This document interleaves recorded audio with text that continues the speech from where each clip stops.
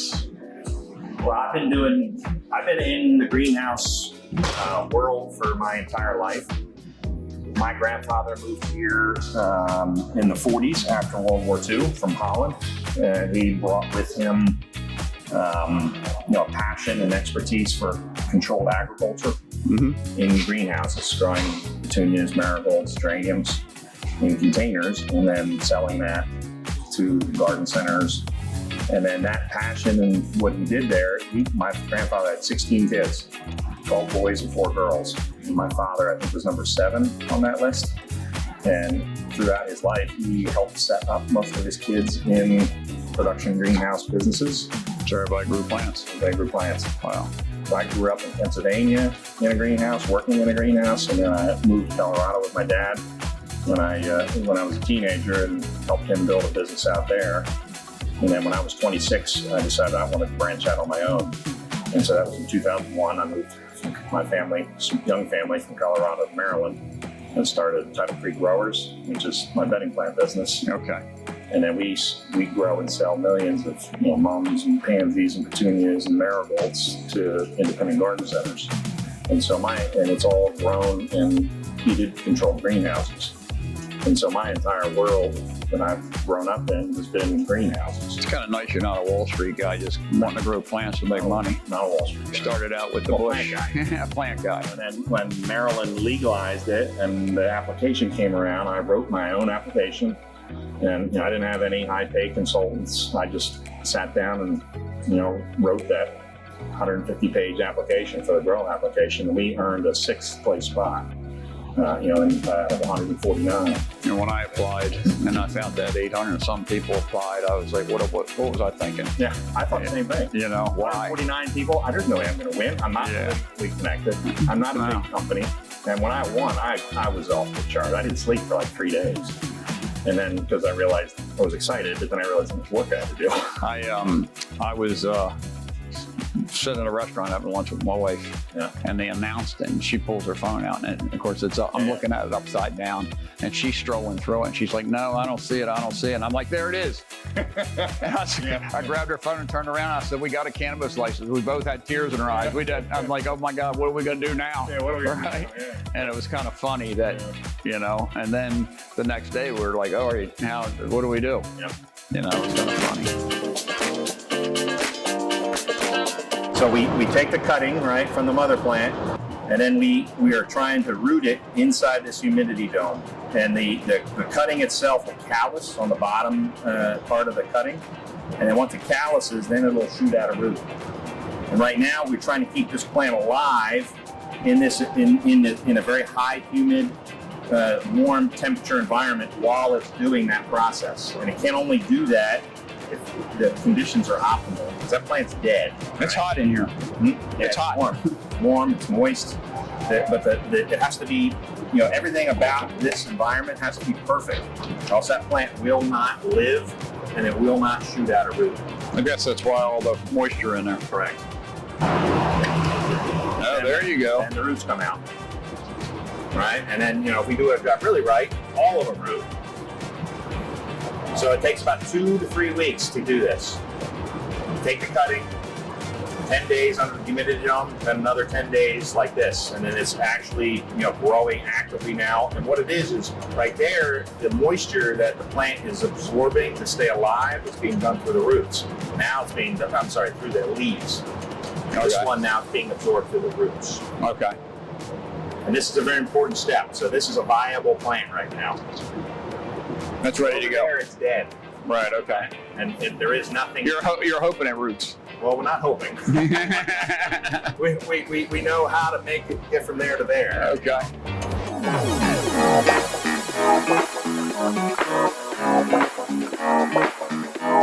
Yeah. So this is our mother room.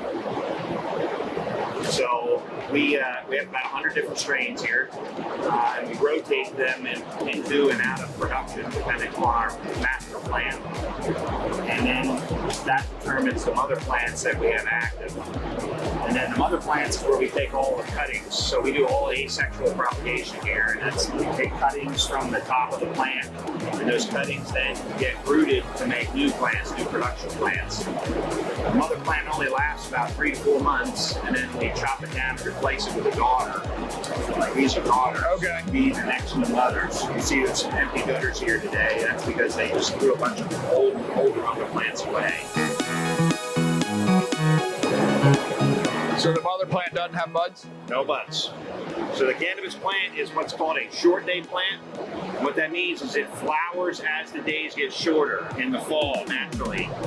And so what we do then is we manipulate the plant, and this room, our mother room, our propagation room, and our vegetative rooms, we run a long day, which means we run the lights for 20 hours a day, every day, 365 days a year. That keeps the plant vegetated.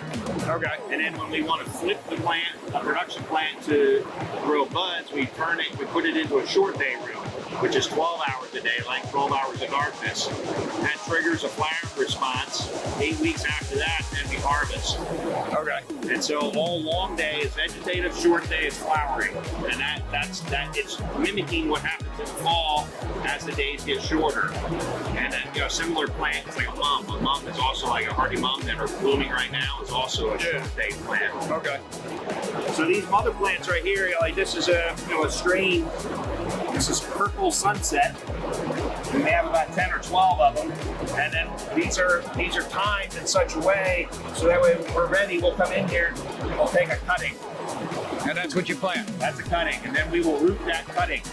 And then off of this plant we'll get like 20 of them. And so we'll get 200 to 300 cuttings off of this rooting plant. And you plant that? And we plant that. And that creates a bud. Well, that creates a production plant, right? And then it takes us a couple weeks to root that, and then a couple weeks of vegetative growth, and then we flip it to a short day, and then that's 8 weeks after we do that flip is when we can harvest. Wow. And so our process, we have a year-long production plan all the time in place, because we have to grow a mother plant, for a couple months in order to get the cuttings off of it we want to hit a certain production plan. Okay. So we are always looking at about a year. And wow. We know, hey, this purple sunset, we knew we wanted to grow that and have it ready for, sometime next spring. So we have to build another plant. It's like 9 months before we actually want it. So what's in your hand right now? How long will it take for that to get to my store? 20 weeks. Wow. 20 weeks. But in order to get to this point, I had to do, 3 months worth of work. So this is a very long-term process here. From planning to execution to getting to your store is about a year. I don't think people realize what it takes. It takes a long time.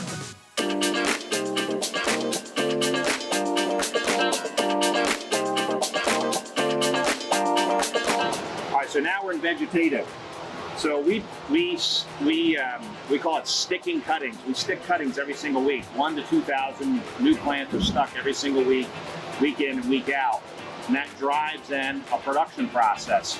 So these cuttings were stuck probably 3-4 weeks ago, and they've been transplanted last week into their final pot. And this pot is a custom pot. It's called a root maker pot. And so the little cutting that you saw there was transplanted into this pot, and then it starts to shoot out its roots, and it grows very, very fast. If you look from here to here, it's 1 week worth of growth. There's a reason why they call this plant a weed.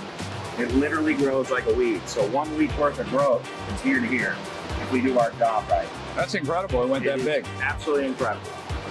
I've been growing in 7 days. It goes from there to there. 7 days. So, and then the root structure, you can kind of see these roots are coming out right here. So this root ball is actively growing in this pot. And then we're irrigating from overhead here. These boom irrigators travel back and forth and irrigate overhead. And that's how we're getting moisture, water into the plant. And then we add fertilizer to our water. Every drop of water that goes out here on the plant has a little bit of fertilizer in it. Okay. So that way it's an even, feed program associated with how we grow it. So every plant gets the same amount of water. Pretty much.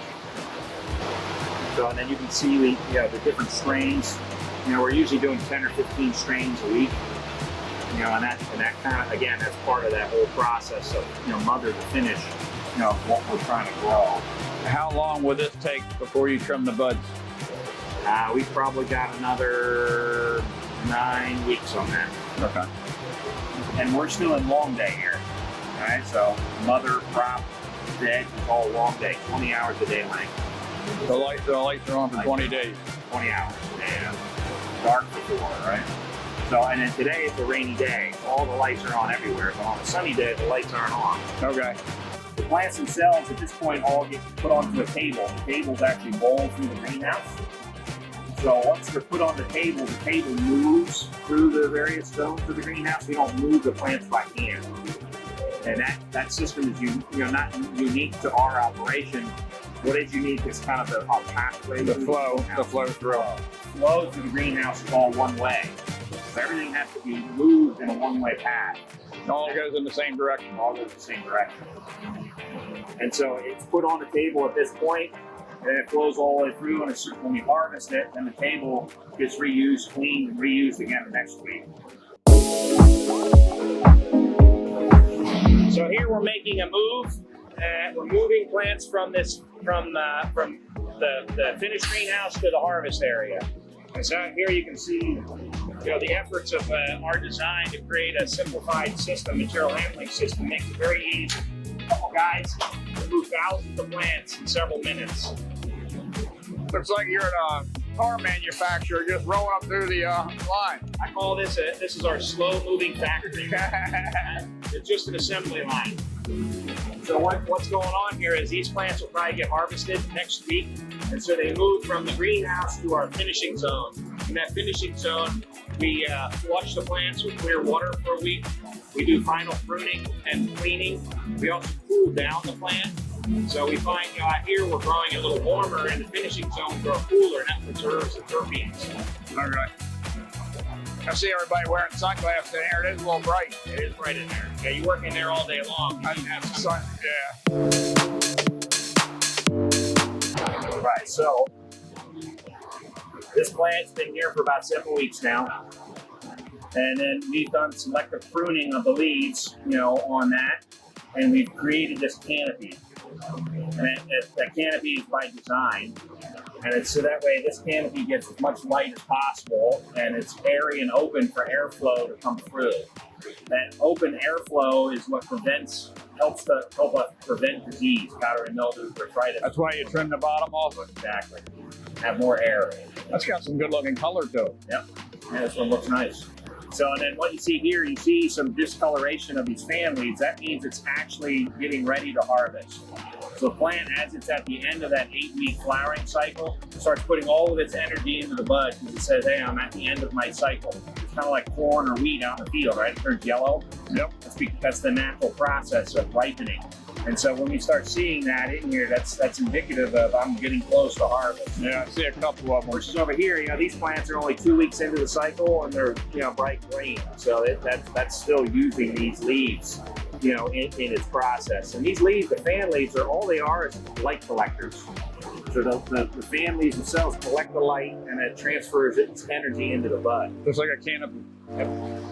So here now, all the energy now is into the bud itself. You can see it stops growing. Like these plants, are almost like this. You can see this is the bud site right here. This has been in here for 2 weeks. That's your actual bud site. Okay. And the plant at this point, 2 to 3 weeks in, stops growing higher and starts putting all of its energy into that bud site. Okay. And so, it's growing exponentially there, but then it stops. And then all the energy is bud development. And now, this plant has a lot to give, and the bud development is happening right here. And then on the bud itself, you can see that white frost. That's your trichomes, right? And that's your oil. And that oil is the basis of everything we obviously do here at Cannabis. I would say here at SunMed, I always tell everyone we're oil farmers, right? We're not growing plants, we're growing oil. And that it's actually embedded in the bud itself, and then all the trim leaves that are right here also have that oil on it. Yeah, I see the little speckles. When we take these buds and we trim the leaves off, all those leaves have all that oil on it. They call it trim, and then we process all that. We don't waste any of that. Okay. Anything that has oil on it is getting used. Okay, and that's what you use it for what? For vape pens. Okay. Applicable extracts. So that's, and then on this plant right here, I'll probably get 1/3 pound of bud off of this. Okay. All right, so for every 3 plants, I get 1 pound of biomass. But only probably about 30% of that biomass is A-grade smokable bud. That will end up in your cup or in your bag. The rest of that biomass is small nugs. We would use and make pre-rolls out of. We grind those up. Okay. And then the shake and the trim we make into oil. One thing I also point out too is this is we use called an IPM system, an integrated pest management, IPM. Integrated pest management basically says you're not spraying pesticides, you're using natural controls for bugs. And so for us, a good bug is a carnivore bug, a bad bug is a herbivore bug. And so we populate the greenhouse with carnivore bugs, and we buy them from companies, and this is how they get introduced in these little satchels. And they're predator mites, there's some ladybugs, there's some parasitic wasps. Do they come out of that little bag? They do. Now, this is how we buy them. And then they come out and they populate the greenhouse, but most of them are microscopic. And what they're doing is they're eating hopefully aphids and spider mites and thrips, which are the bad bugs, the bugs that are attacking the cannabis. And what we hope is that they starve to death, right? Because we don't want aphids and thrips. And stuff, right. But you have a population here, so if any bug gets in here that can do us harm, these help you attacks them and eat them. A lot goes into this. Yep. And another thing too, to show you is this is a metric tag. So this is the state tracking system. So this number is unique to this plant. And then we have to track this all the way from veg all the way to harvest. And then that number gets associated with the metric number that you have on your packages that you use to sell. Tag looks the same. Yeah. And so there's a seed to sale, process that goes all the way from mother plant all the way to, the 8 that you sell to consumer. There's probably about 8 or 9 steps in between that. From mother plant to production plant to harvest batch to, all the way to your 8. It's nice for the bud tenders to see this. Right. Realize how important that metric tag is. Very important. Here's some of the new strains that you're going to see here coming out. So this is a new one. We're always trying new genetics, right? And in order to have this, obviously before we go crazy with it, we run a test batch. So here's 10 or 12 plants, the new strain. And so you'll grow these, clip the buds, test them to see where you landed at with it? Yeah, I mean, before we go crazy with it, we want to make sure that meets the standard. Okay. I mean, and like right now, everybody wants high 20s, 30s. Yep. So, and that's a function of genetics. Strains are the high THC genetics are a function of the strain itself. The strain in its genetic profile can only reach 20. It can't get to 30 by me doing something special to it. So how do you come up with your genetics? We partner with outside other companies. So and kind of, yeah, we do some deals. We've done some branding deals like with cookies. Yeah. We got a couple other branding deals that are in the works right now. Okay. We're not ready to go public with, but they will be soon. And then we also, scour the world for new genetics. Okay. There's companies out there, a lot of them are West Coast based, that are coming up with new genetics all the time and doing new breeding. And so we stay abreast of that. So you grow plants that are branded by people? Yes. Cookies would be, for instance. Okay. Cookies Growers. Yep. And that partnership started a year ago, right? And they supplied us with seeds, and we went down a path of establishing a mother plant program, and so that a lot of the genetics are commercially available. Okay. You can buy them, right? The seeds are technically hemp, right? Now with the new hemp laws, which they're under 0.3 THC. Yeah. Anybody can order them online, and anybody can get them shipped to them. Yeah, I don't see me doing this. Probably not. Nah, I'm a retail guy. For us to make a seed and get it to a place where I'm selling you, it takes us a year. We gotta germinate the seeds. We have to grow a small batch, find the right phenotype, and then put that phenotype through production, and then sell it to you. It's a year. And then the consumer. and the consumer. Ooh, man, that is a, wow. Yeah, moving bow. Moving bow. Man, look at this thing. Yeah. No wonder it's got to be held up by string. Yeah. Yeah. Yeah, you can see it. There's a nice one, ice cream cake. Well, we've seen that already. We've had that in our place, for about a year now. Here's a good example of 2 different strains, completely different look. From the standpoint of how the plant looks and how the buds look. So what I find as a grower fascinating is the way this plant expresses itself in the different strains. I mean, it's completely different. And we're not doing anything different to these things. Like these, They just look different. they look different. Part of the genetics.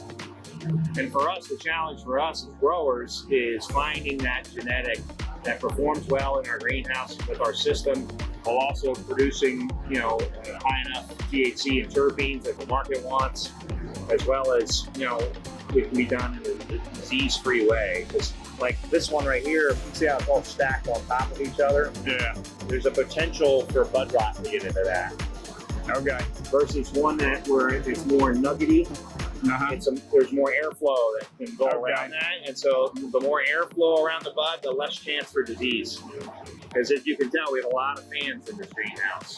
We also have airflow under the ground. Okay. Those white pipes are actually pushing conditioned air underneath, and the goal is to prevent powdery mildew and botrytis from taking hold. And those type of foliar diseases that take hold usually do it in dark, damp, still corners of the greenhouse. Well, how'd you figure out how to do this after growing flowers in people's backyards? Lots of trial and error. On trial and error. We've brought in some good consultants over the years. We've had some bad consultants over the years. That's my first round of consultants that we use. We do this at scale, right? We consider ourselves the Budweiser grower. So we're doing it at scale, high quality at scale to offer a reasonably priced product to the consumer, to the mass consumer. There are other growers that are craft growers, right? They do it one plant at a time. We do it, thousands of plants at a time. I've always been about trying to save money for the consumer. Exactly. I mean, I just, This product is consumed by people that are on a budget, and we want to provide high quality products at reasonable prices. And to do that, you have to do it at scale and with commercial processes that are commercially based in commercial agriculture. And we put our processes in place and standardized it and created a simplified production system. Our quality went through the roof. okay. Wow. Now, that's not to say our quality couldn't get better. This is an agricultural product, and we can always get better. But what we're trying to do, obviously, is mass produce a product at scale that's affordable. Yeah, it passes down right to the consumer. Exactly. I think it was a total surprise for the entire state of Maryland when they seen a commercial on TV with cannabis plants in it. I know. It's like, whoa. Whoa. Yeah, we've arrived now, right? Mainstream.